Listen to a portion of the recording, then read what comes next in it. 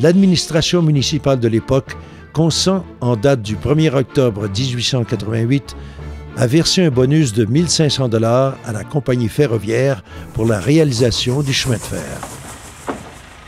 Au terme de quelques années de travaux, la ligne ferroviaire devient opérationnelle à compter de 1892.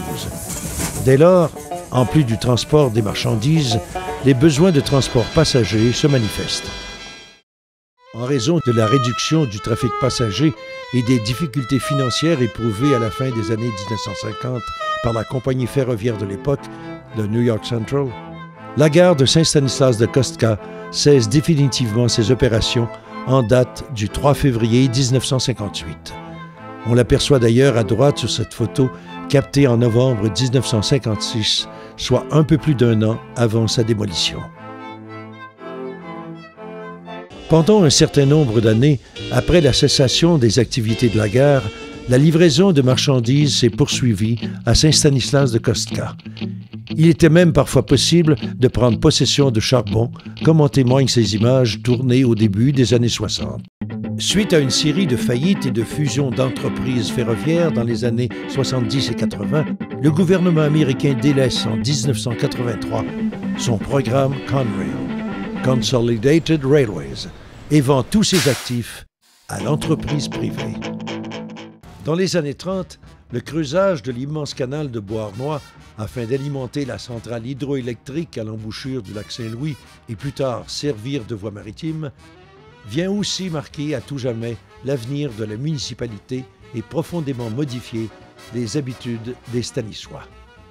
En l'espace de 3 ans, de 1929 à 1932, on aménage sur une distance de près de 25 km un canal d'1 km de largeur, instaurant du même coup une barrière physique majeure pour les déplacements des gens de la région et l'économie locale.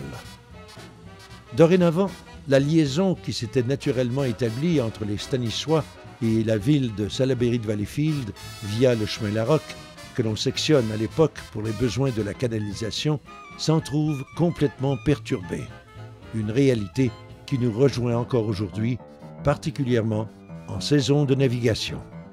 Il faisait un chemin de fer soulevé sur des poteaux. Il chargeait de la terre dedans, puis il ouvrait par en dessous, il rabriait le chemin. Ils ont fait ça pour faire une banque à 2 places. Puis après, quand ils ont creusé, c'était un gros tuyau avec une vrille. Ils emmenaient de l'eau, ils emmenaient ça en bout, entre les deux banques.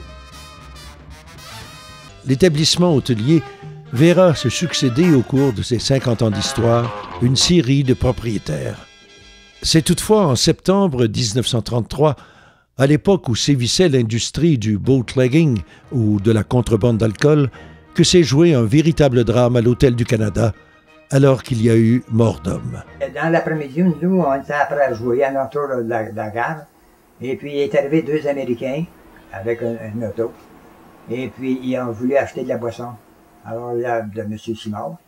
Et puis nous, on ne savait pas ce qui se passait, mais là, on a attendu des caisses de bière qui embarquaient dans l'auto, puis ils débarquaient, puis ils embarquaient. Là, on se demandait ce qui se passait, puis là, ça a commencé à crier. Mme Simard a sorti dehors, puis elle criait. Parce que lui, il n'avait pas l'argent pour tout payer, il voulait s'en aller sans payer. C'est alors que moi, là, on a couru, on s'est allé. Là, il y a eu des coups de feu.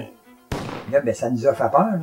Fait que là, moi, je me suis allé un peu plus loin en arrière de l'hôtel pour voir, mais pour être en arrière des coups de feu, hein, pour pas les recevoir.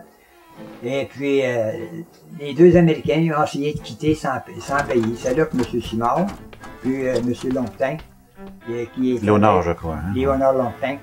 Et il travaillait pour l'Arthur Lemieux, puis il avait la banque, puis il a été chercher le revolver qu'il avait à la banque pour défendre M. Simard. Et puis à un moment donné, ils ont tiré sur la voiture, mais le but, c'était pas de tuer les personnes, c'était de les arrêter.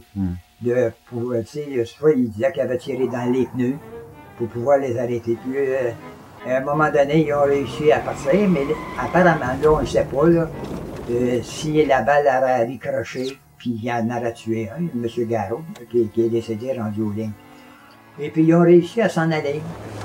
Et puis, avec Wilfrid Chelier, qui était l'employé de M. Simard, ils ont embarqué dans le camion d'Arthur Lemieux, et avec Léonard Longtin, les deux, ils ont embarqué dans le camion, c'était une boîte, un camion avec une efflette, là, tout le tour.